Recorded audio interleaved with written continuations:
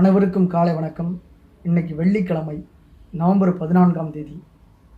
France ஓவியர் glad Monet, France நாட்டைச் சேர்ந்த உலக புகழ்பெற்ற ஓவியர் ஆஸ்கர் கிளாடு மோனட் பிறந்த தினம் இன்று. பிரான்ஸ் தலைநகர் பாரிஸில் 1840 பிறந்தார்.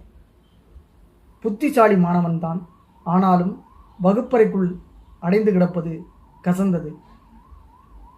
சுதந்திர பறவையாகவே இருக்க விரும்பினார். சிறு வயதிலேயே ஓவியம் தீட்டுவதில் ஆர்வம் கொண்டிருந்தார். வியாபாரியான தந்தை மகனையும் அதில் ஈடுபடுத்த விரும்பினார். ஓவியம்தான் தன் வாழ்க்கை என்பதில் அவர் தீவிரமாக இருந்தார். ஆசிரியர்களை கிண்டல் செய்து நோட்டு மற்றும் பாட புத்தகங்களில் கேலி சித்திரம் வரைவார். இவரது ஓவிய ஆர்வத்தை ஊக்கப்படுத்தி வந்த தாய் 1857 மறைந்தார். ஓவியத்தில் நாட்டம் செலுத்தி அந்த சோகத்தில் இருந்து மீண்டார். பொதுமக்கள் பற்றி இவர் வரையும் சித்திரங்கள் மிகவும் பிரபலமடைந்தன. கரிக்கோலால் பல ஓவியங்களை வரைந்து விற்றார். யூஜின் புதின் என்ற ஓவியரை சந்தித்த பிறகு இவரது ஓவிய பாணியில் மாற்றம் ஏற்பட்டது.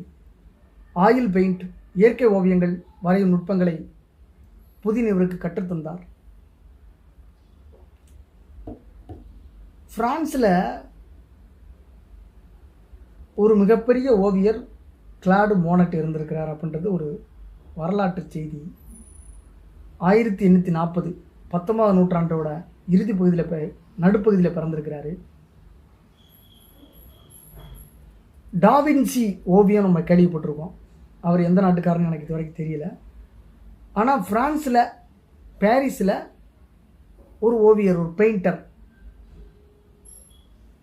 பெயிண்டிங்னா ஓவியம் வரைதல். பெயிண்டர்னாலே ஓவியம் வரைகிறவங்க தான். பட் அவங்க நம்ம வீட்டுக்கு பெயிண்ட் அடிக்கிறதெல்லாம் அவங்களும் ஓவியர் தான்.